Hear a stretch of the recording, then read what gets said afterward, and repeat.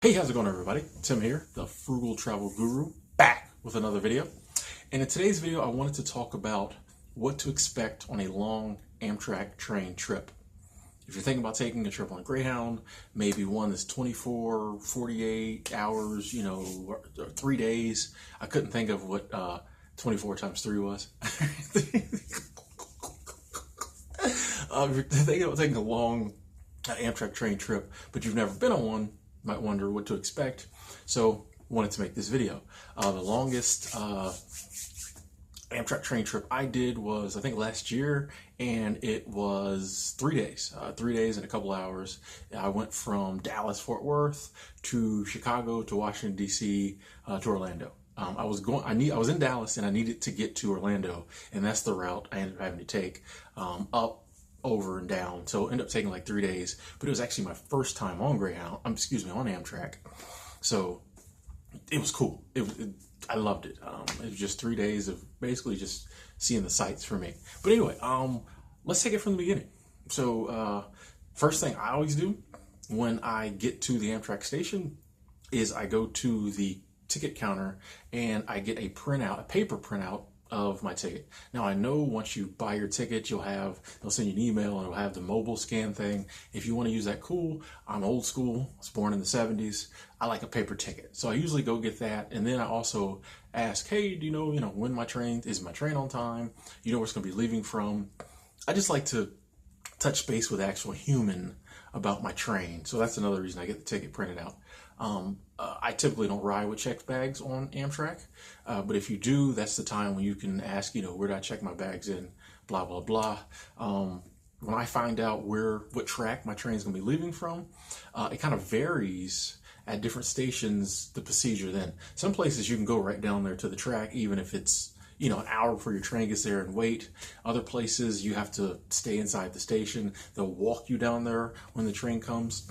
Other places they'll tell you where it's going to be, but they ask you not to go down there until they announce the train. It kind of varies, but you'll figure it out. Whatever the method is, when your train finally comes, it's time to get on the train. You go down there with your carry-on bags. You'll find one of the funny things about the train is, like, you have to kind of find what part of the train you're supposed to be on. So sometimes you'll be like, hey, and they'll be like, oh, that's coach, it's way down there, and you have to walk all the way down. I typically seem to get pretty lucky. Like, first or second person I come to is usually like, oh yeah, get on here. I don't know how that happens, but you'll show someone who's in an Amtrak uniform your ticket. They'll tell you where to get on. You walk in, there's a place to put your checked bags. You go to your seat. Someone will usually come around and ask you fairly soon after that, when the train starts moving. And then let's just put this out there. Typically, you can sit wherever you want. When you get they'll tell you what section you're in.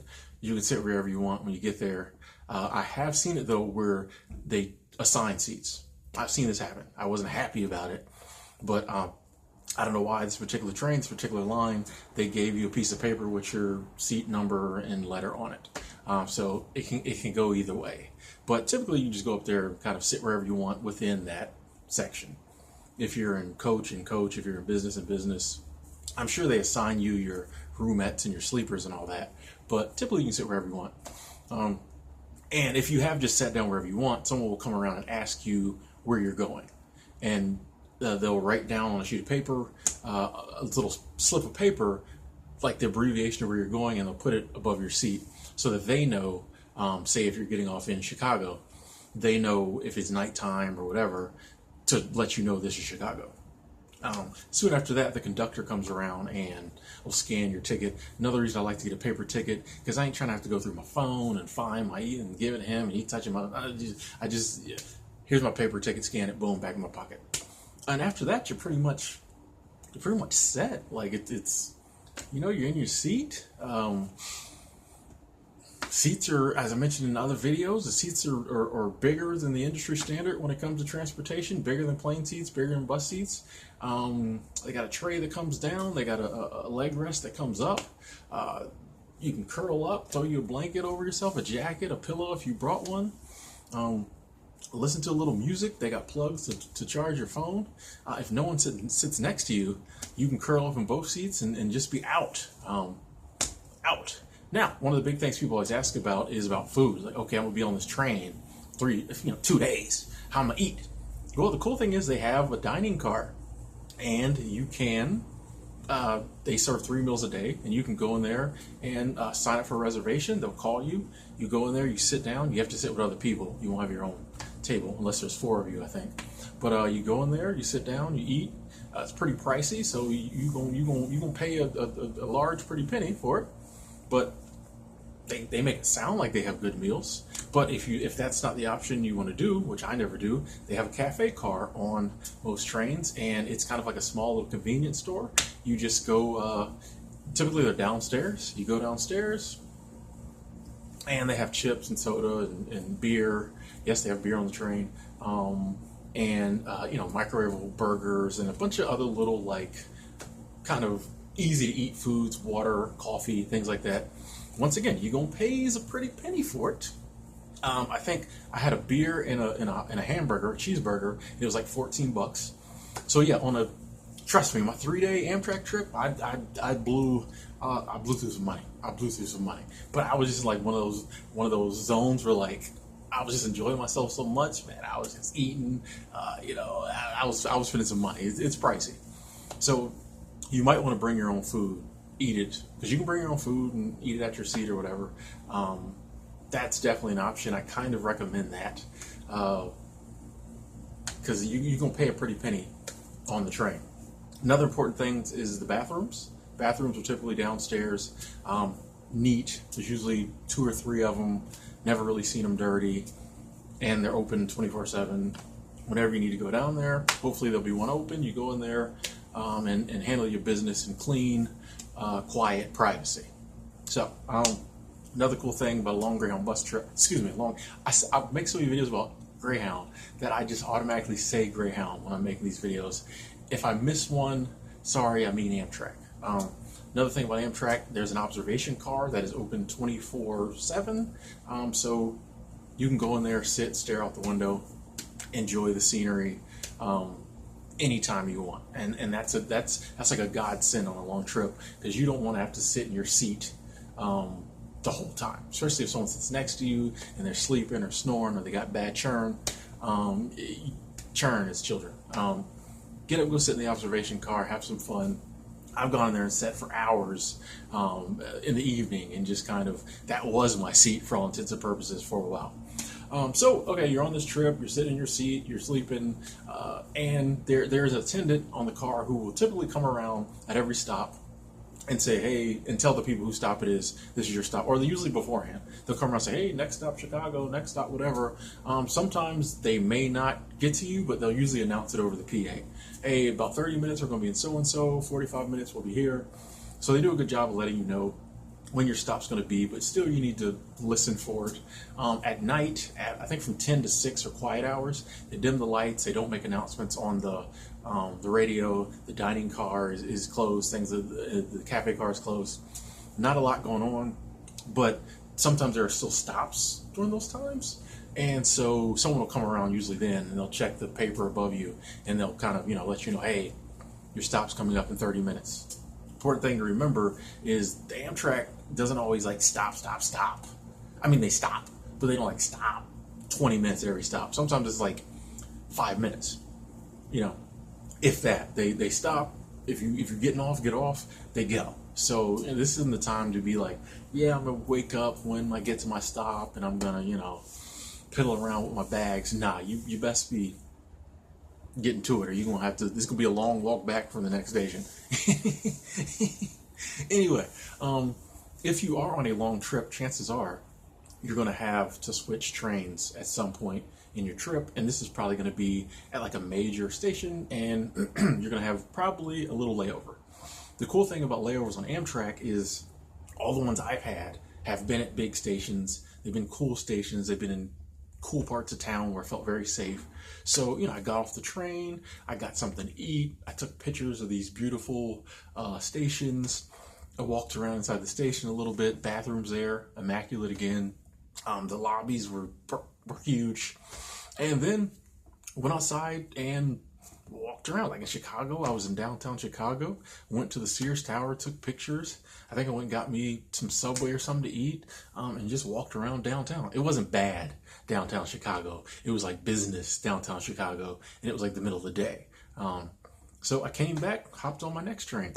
Kind of the same scenario happened.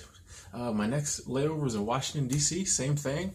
Hopped off the train, got something to eat, and boom, you're in the political district of Washington, D.C. I'd never been there, so I went by the Capitol building and the Lincoln Memorial, tried to make it to the White House, got rained out. That's a whole nother story. I think I did a video about that. I was soaking wet on the train after that. But my point here is that there will be layovers, but they're not like layovers at, say, like Greyhound stations, or even sometimes in these little coupe stations in bad parts of town. These are stations that are almost like works of art, some of them. Every Amtrak station I've been has been pretty cool. Maybe I just really like the train. But, so the layovers aren't that bad. I've never had one over 3 hours. And once you've been on the train for 12, 18 hours, you kind of want 3 hours to like stretch your legs and do what you want. Not that 18 hours on the train is bad, but you want to get off. And so that's just kind of how the trip goes. I mean, it's pretty straightforward on the Amtrak. I mean, because you don't have all these other variables that you have on some other methods of transportation. You get on the train goes to the station, you get off where you get off. Like, it's not really that bad. Honestly, for me, even on a long trip, I mean, near the end, you start wanting to get off and be at your destination. But for the most part, I don't know, maybe because there is more to do and you can walk around more, time doesn't seem like it's as long as it is. An 18-hour leg or a 24-hour leg on the train from one station to another before you switch trains, it didn't seem like a whole day. It's easier for me to sleep on the train. I think that might be the natural rhythm of the train, whatever. But I don't know. It's just a long train trip just doesn't seem as bad as like a long plane trip or a long bus trip. You're on the ground. And a lot of times when they stop, even for some of like the quick stops for like 10, 15 minutes, they'll say, hey, you can jump off the train, stretch your legs, smoke a cigarette. If that's your thing, then hop back on. So you're kind of pretty often have the ability to get off the train real quick, stretch your legs. So it doesn't always seem like you're just trapped in this train 24 hours. Like I said, train's my preferred method of travel. When you get to your final station, I mean, you just grab your check bags, you get off, and you go into, you grab your carry-on bags, you get off, you go into the station, find your check bags. Now keep in mind, when you are transferring trains, you'll have to take your carry-on bag with you. And while this may seem obvious, sometimes people put their check bags on the train in these little cubbies or whatever when you first get on the train, and it's easy to forget them. I've almost forgotten them because I have my backpack here above my seat, but I have my other carry-on bag down there. And there's been times I grab my backpack and I'm so used to like Greyhound where my other bag is under that I was just like, oh yeah, I'm gonna get off and get my bags. Oh wait, it's actually here on the train. You just got to keep that in mind. But too, the thing is, if you have any questions, that there are people constantly coming through the train. Stop them, they're always helpful. How long for my station? I'm thinking about taking a nap, things like that. Some trains have Wi-Fi. Some trains don't. Some of the trains that have had Wi-Fi, I couldn't get it to work, so I don't ever really bank on the Wi-Fi. But I will say this, depending on where you're at in the country, your cell phone may not work that much. Like, there's been some trips where I just could not keep a cell signal. It was aggravating because I wanted to like be on my phone doing stuff. Some other times I've been on the train and it was pretty consistent. Like, you go through tunnels and stuff, it might go out, but don't bank on having cell service 100% of the time or having Wi-Fi 100% of the time. It's just kind of hit or miss. So I recommend, having some games downloaded on your phone or some music downloaded on your phone, or bring a book, or, just something to entertain yourself. Because, I mean, even some people even bring board games and they go sit in the observation car and play board games. Or you can just find something to entertain yourself, because it is going to be a long trip and you don't want to sleep or like talk the whole time. Sometimes you might just want to put your earbuds in, listen to some music, and you have cell reception. So just keep that in mind. Like, you know what type of person you are, how much stuff you need to entertain you. Me, I just stare out the window.